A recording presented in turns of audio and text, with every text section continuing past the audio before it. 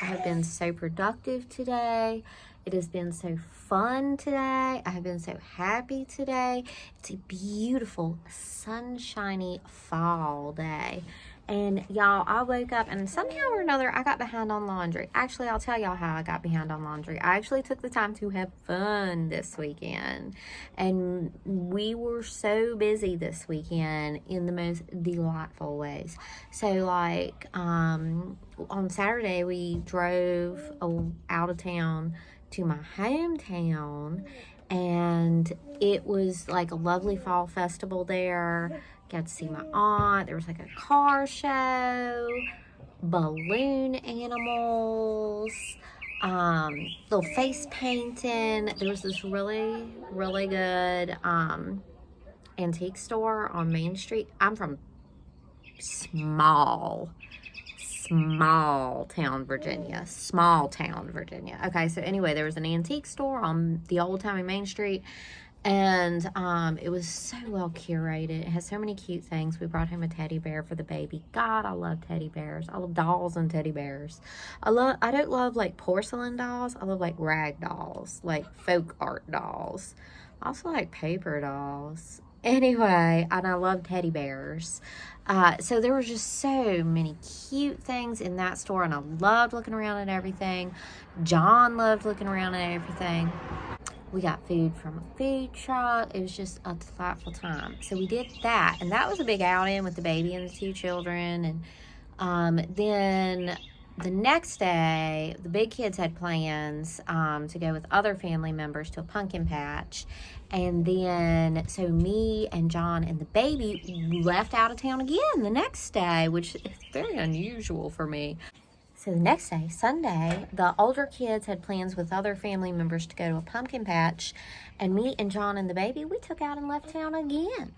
And we went to an old friend's 40th birthday. And all us people who like went to college together, I'm not really in touch with that many people from high school, but we all turning 40 now. I have, since COVID-19, I mean, honestly, since years and years ago when I was divorced and then COVID-19, I've become fairly isolated here locally and don't know that many people. So I kind of need to go out of town to see people that I know. So we went out of town 2 days in a row this weekend, and I did not do any laundry, not a bit of laundry, and I got 3 children, a baby in cloth diapers, and 2 grown people. So today I've been getting caught up on laundry, but I wanted to share with y'all just some of the happiness that we had this weekend.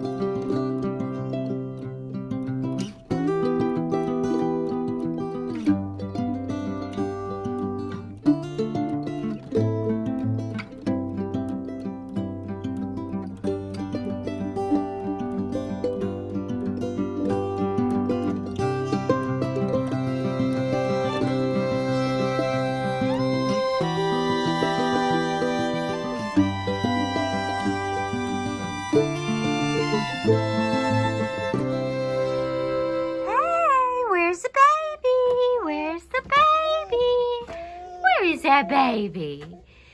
Where's that baby? What are you doing? Are you driving your truck? Are you driving your truck? Are you doing oh, you want mama to pick you up? You want mama to pick you up? I do not normally double layer, totally cover my house with laundry. But today I had to do as much as I could and use this bright, beautiful sun to dry it out and get all caught up. So now I got to think about what are we going to eat. This is a rotisserie chicken. Got it at Sam's Club for $5. Now I'm going to take what meat is left on here off and make like a little Tupperware of it.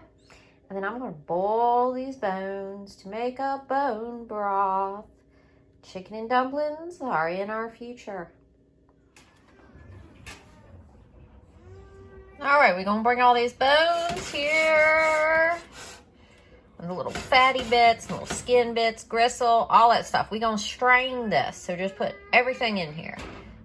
Boil it. Boil it for hours. Well, boil it and then simmer it. You want mama? You want your mama? You need a mama to come pick you up? Did you need mama to come pick you up? Yeah. Say mama. Say mama. You say mama. You say mama. You special baby. All right, now I'm going to show y'all I got chicken bits over here on a plate. Little meat left. You're not going to add that yet. No, because you're straining out all those bones and stuff. These are going to be little yummy bites in the chicken and dumpling soup. Now I'll chop up all these little chicken bits, put them in the chicken and dumplings. Y'all, this is magic. I can turn that ugly old mostly eaten chicken carcass into a heavenly soup. Now if that ain't magic, I don't know what is. All right, now I gotta pick some herbs to put in my broth pot. Now I can just put stems and everything because it's just gonna strain out with those chicken bones. So let me just pick up some stuff and throw it in the pot. Rosemary, need a little sprig of this. Sage, need some sage.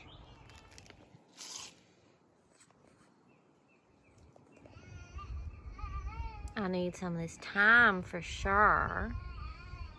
And I'll grab some oregano.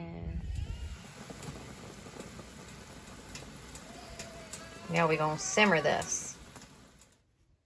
You're doing so good. You're doing so good, baby. You can do it. Tummy time. Tummy time. You can do tummy time.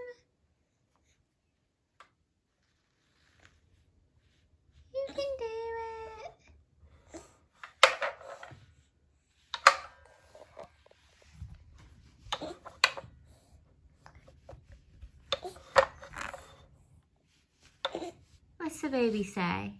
Is it hard? Is it hard work? It's a little bit hard. Alright, so normally I just simmer my chicken bones like kind of all day, and then like the next day or something I use the broth. But I'm hungry for chicken and dumplings, so I've kind of kept it in a higher boil than I usually would instead of simmering all day. And so I'm going to strain it, and I'm going to have chicken and dumplings tonight. I've already done chopped up my onions over here.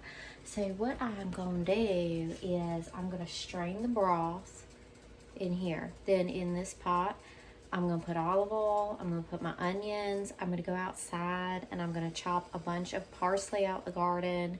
Maybe some other herbs. If I have some charred leaves, you know, finely diced up.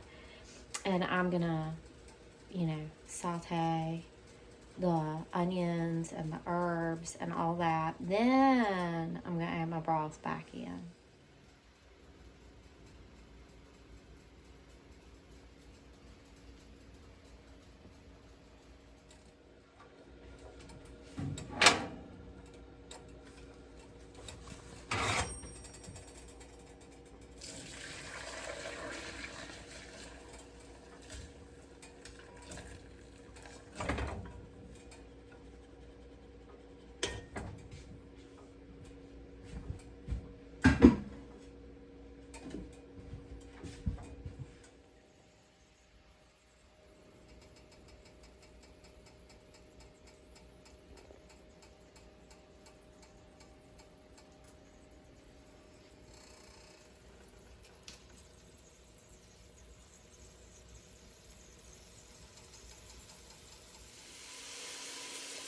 Now I've done put in the parsley and what little Swiss chard I did have, stems and leaves of the Swiss chard. Now I've talked about making a cookbook before, and one of the elements I'd like to include is cooking from your kitchen garden. You know, and so one substitution I do to cook from my garden is like a little bit of celery in this soup would be great, but Swiss chard stock is a great substitution for celery, or even a little bit of parsley stem, finely chopped, is a substitution for celery. Now, I think maybe they're in the same plant family, but even if they aren't, this is one of my little kitchen hacks. So, alright, so you use your broth, you fill up the rest of the pot with water, maybe add a little more herbs and stuff. What are dumplings? Dumplings are Bisquick. Now, I mix all sorts of herbs and salt and pepper in with my Bisquick. Add the water, drop them dumplings. I measure nothing. Work with your Bisquick until you got some dough. See what I mean? You got a little dough ball here. Have a rolling boil. Drop it in. Oh, there goes the baby alarm. Baby woke up from nap. Drop it.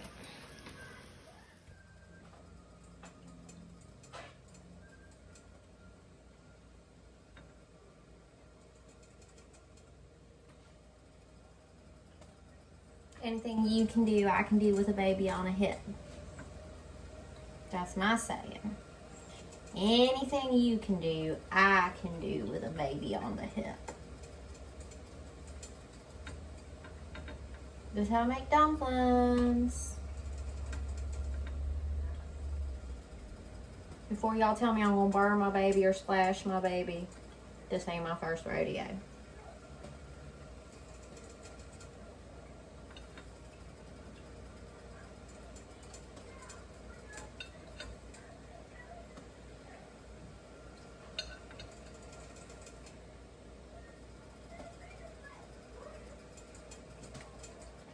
Dumplings are art. Maybe don't expect it to be perfect the first time, but keep getting in there, and you are going to have some artistic, beautiful dumplings.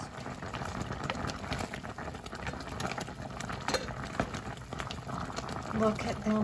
Look at those beautiful dumplings. Now, I'm going to need to go down to the basement to the chest freezer, I think. Oh, nope, got some up here. Frozen peas. You gotta add some frozen peas. I do not add them when I'm like, I add them after I do the dumplings because I don't want to boil the heck out of these peas because the peas add a freshness and a brightness. I don't want no boiled down peas. I want them to be, you know, less cooked than the rest. It's gonna be good.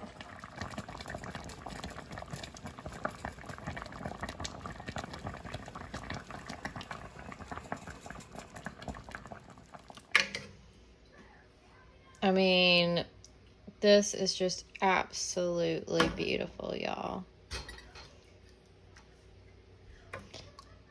Beauty in the everyday. We eat every day. Make it count. Oh my gosh. This is delicious, y'all. Let me tell you.